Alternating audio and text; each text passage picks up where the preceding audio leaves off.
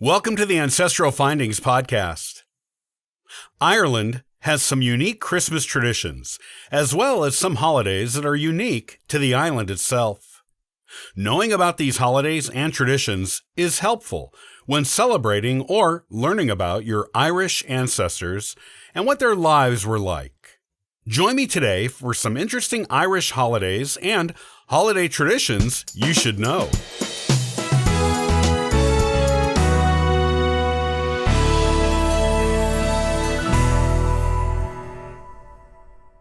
Most nations around the world have their own unique Christmas traditions, as well as their own special holidays that no other nations or cultures celebrate.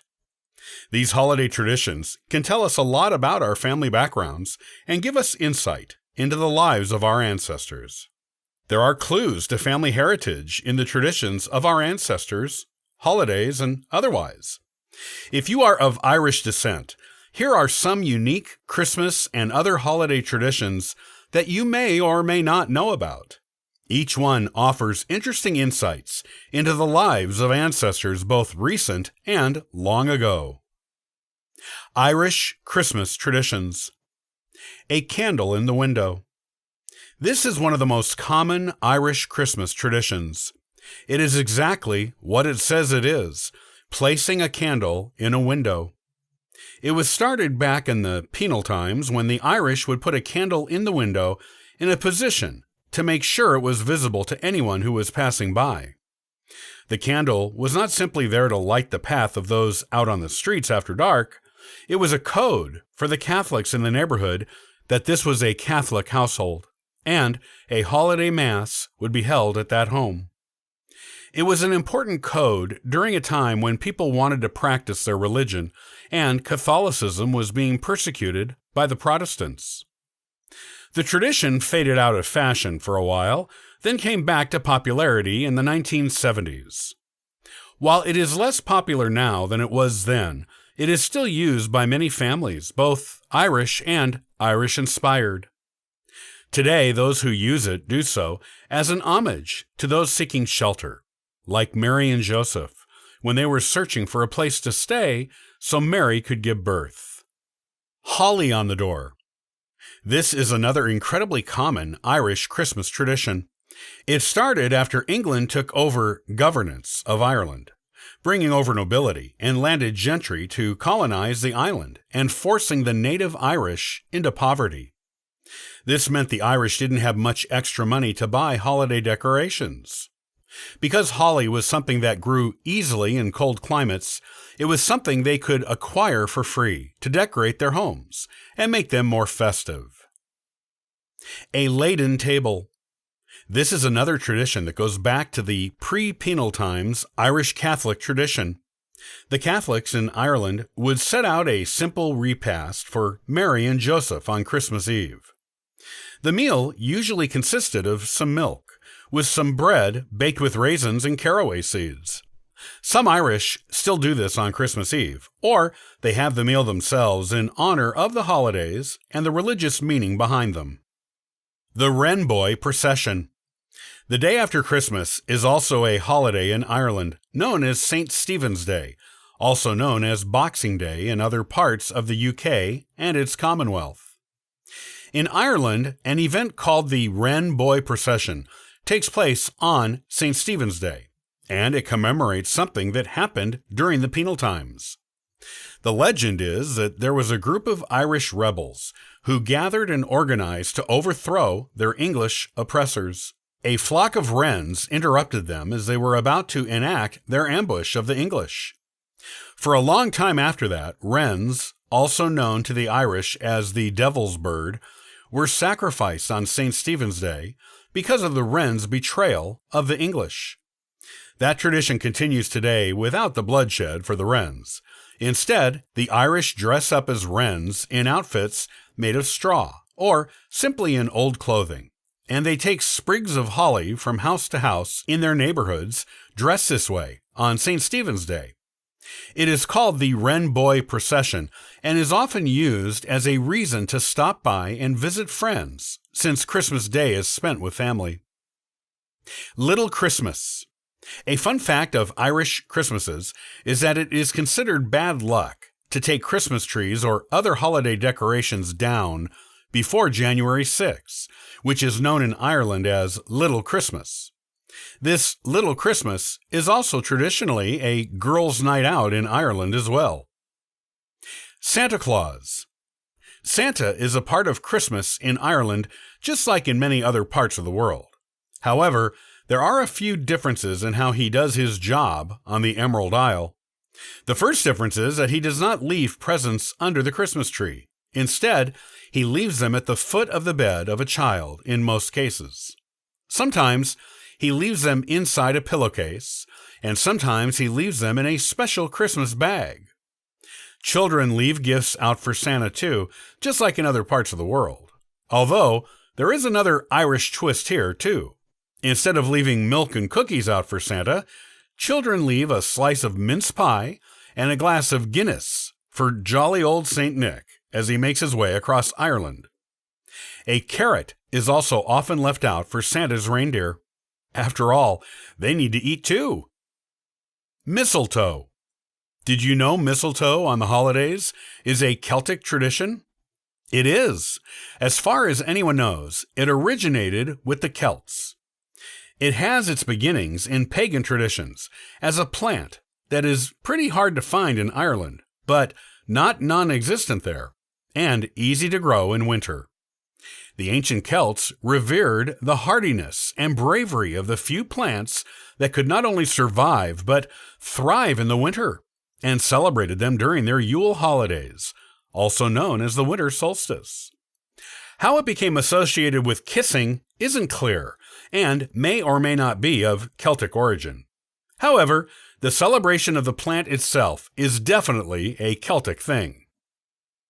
Other Irish holidays and traditions. Of course, Christmas isn't the only holiday in Ireland. The nation shares some other holidays with other nations, but with their own unique customs. It also has some unique holidays of its own. Here are some of the most important ones to know about if you have Irish ancestry or are an admirer of all things Ireland. All Hallows Eve. This is the Irish equivalent of Halloween in other countries. It is a smooth blend of Catholic and pagan traditions and is linked to the ancient Celtic celebration of Samhain. Samhain was a celebration to commemorate the end of the harvest, also known as life-giving season, and to prepare for what was to come afterward, essentially the death-giving season, also known as winter. The harvest ended on October 31st, so the next season began on November 1st. To commemorate this changeover in seasons, people dressed up in costumes and lit huge bonfires to ward off ghosts, as ghosts were believed to travel the earth on October 31st. In fact, October 31st was considered a portal day, when the portal between this world and the next opened up. This celebration was called All Hallows Eve until Christianity arrived in Ireland in the 300 ADs with St. Patrick, and the festivities became a little bit less spooky and more family-friendly. In fact, it was the Irish who brought the holiday, renamed as Halloween, to America when they began immigrating here.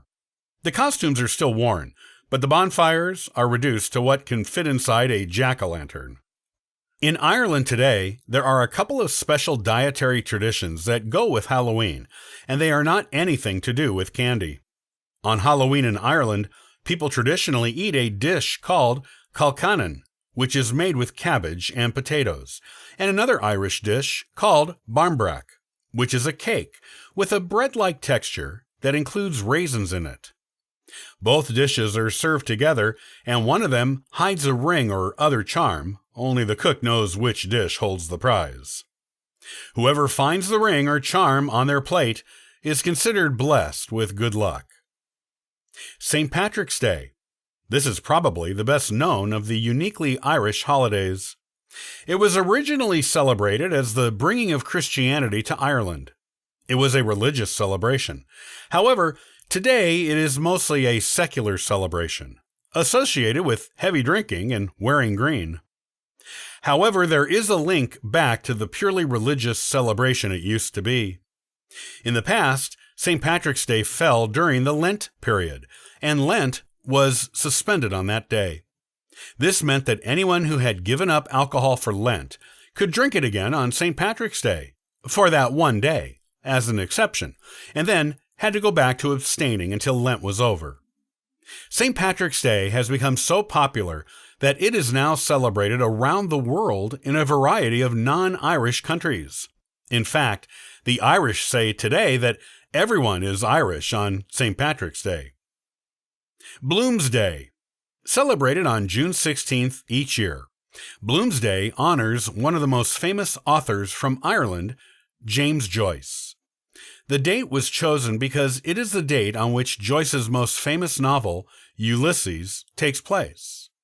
It was first celebrated in 1954 in Ireland and is now celebrated by fans of Joyce around the world. The Bloomsday celebrations include performances, reenactments, breakfasts based on meals in Ulysses, and readings of Joyce's work.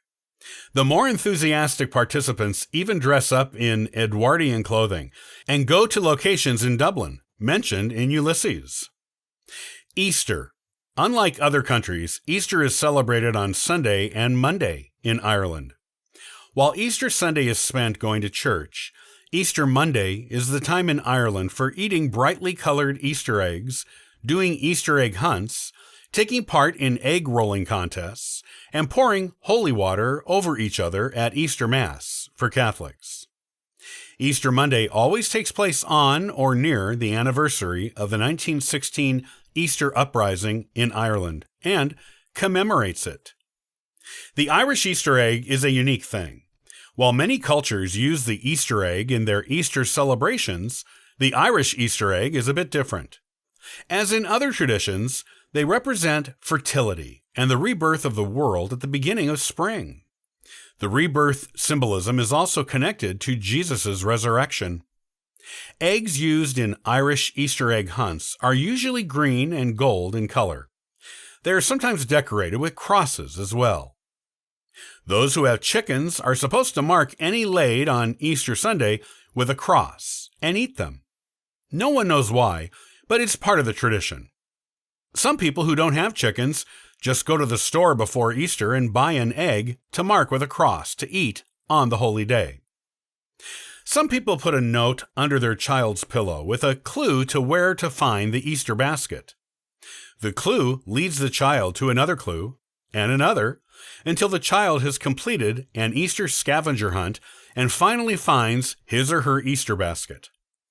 Easter baskets are elaborately decorated with shamrocks, green and gold eggs, chocolate, and other prizes the children love. May Day. May Day is also known as Irish Labor Day. It celebrates the rights of workers and is also an old Celtic traditional celebration to commemorate the beginning of spring. The larger cities in Ireland usually celebrate this holiday by having large and elaborate parades. In the smaller cities and villages, there are local fairs with dancing around the maypoles. Maypoles are an ancient Celtic symbol for fertility. May Day is also the beginning of the traditional season of Irish courting. To kick off the courting season, large bonfires are lit in the countryside, and people dance around them. The bonfires traditionally were part of the ancient Celts asking their gods for a bountiful harvest. This makes May Day one of the oldest holidays in Ireland.